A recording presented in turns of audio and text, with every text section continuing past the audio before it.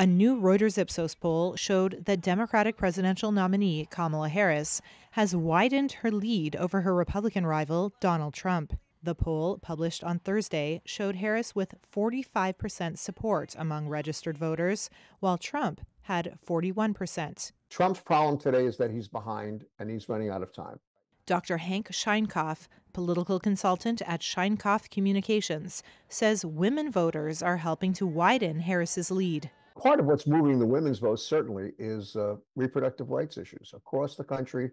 The Supreme Court's ruling outlawing Roe versus Wade, the Dobbs decision, motivating voters to turn out to vote for someone who, frankly, supports what they think is most important.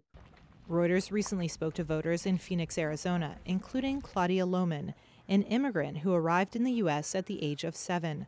She said she is most concerned about reproductive rights.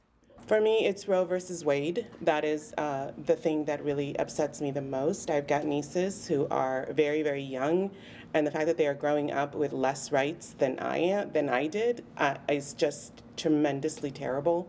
And that is the one driving force that I've got in this election season for me. The new Reuters Ipsos poll showed Trump led among white voters and men, both by similar margins as in July. American men are paranoid and concerned about the changing economic system, about the jobs that they can't fill, that they don't know how to fill. Technology is a threat. And frankly, the fact that the United States, for the first time in its history, more than 50% of the people who live here cannot identify as Europeans going back in their family history. Since President Joe Biden ended his candidacy, Harris has gained ground against Trump.